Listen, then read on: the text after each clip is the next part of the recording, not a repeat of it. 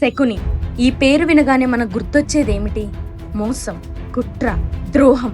మన రోజువారీ జీవితంలో కూడా ఎవరైనా చాకచక్యంగా మోసం చేస్తే అతను శకునిలా ఉన్నాడు అంటాం.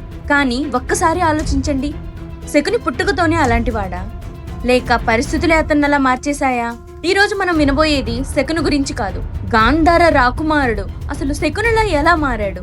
ఇది మహాభారతంలో ప్రాచుర్యంలో ఉన్న ఒక కథ ఆధారంగా చెప్పబడుతుంది. ఇది కేవలం ఒక పురాణ పాత్ర కాదు, ఒక మనిషి మనసు ఎలా విరిగిపోతుంది, ఆ విరిగిన మనసు ఎంత ప్రమాదకరంగా మారుతుందో చెప్పే కదా. శకుని గాంధారి సోదరుడు. గాంధారి వివాహం ధృతరాష్ట్రునితో జరిగిన తర్వాత ఒక రహస్యం బయటపడింది. గాంధారికి ముందుగా మేకతో వివాహం చేయబడిందని తెలిసింది. ఈ విషయం తెలిసిన వెంటనే భీష్ముడికి పట్టలేనంత కోపం వచ్చింది. మన కురువంశాన్నే మోసం చేస్తారా? ఆ ఆగ్రహంతో గాంధారి తండ్రి మరియు ఆమె సోదరులందరినీ గృహ నిర్బంధంలో ఉంచేశాడు. కానీ అది సాధారణ ఖైదు కాదు. వారిని అతిథుల్లానే ఉంచారు, కానీ స్వేచ్ఛ ఇవ్వలేదు. ప్రతిరోజు ఆహారం ఇస్తున్నారు. మెల్లమెల్లగా పరిమాణం తగ్గుతూ వచ్చింది. బయటకు వెళ్ళలేరు, ఎందుకంటే వారికి ఇంకా సత్కారం జరుగుతూనే ఉంది. కానీ నిజానికి అది నెమ్మదిగా చంపే శిక్ష. కొన్ని రోజుల్లోనే వారు చాలా బలహీనంగా మారిపోయారు. అప్పుడు వారు ఒక నిర్ణయం తీసుకున్నారు. మనమందరం ఇలా చనిపోతే మన కథ ఇక్కడే ముగుస్తుంది. కానీ ఒక్కరైనా మనలో బ్రతికితే మనకు జరిగిన అన్యాయానికి ప్రతీకారం తీర్చుకోవచ్చు అని నిర్ణయించుకున్నారు. అందరూ ఒకే నిర్ణయానికి వచ్చారు. శకుని బ్రతకాలి. తమకు వచ్చిన ఆహారం అంతా అతనికే ఇచ్చారు.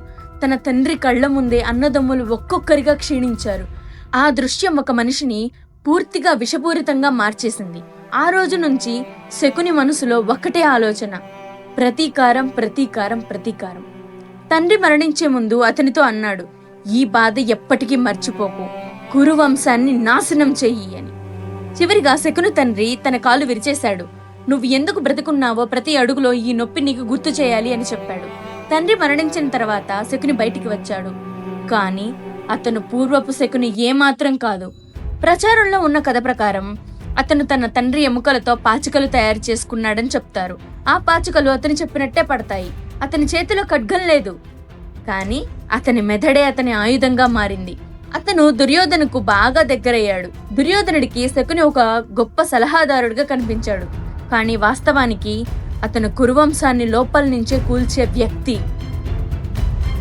శకుని పుట్టుకతో చెడ్డవాడు కాదు. అతన్ని పరిస్థితులు, బాధ, అవమానం, ప్రతీకారం ఇలా మార్చేశాయి.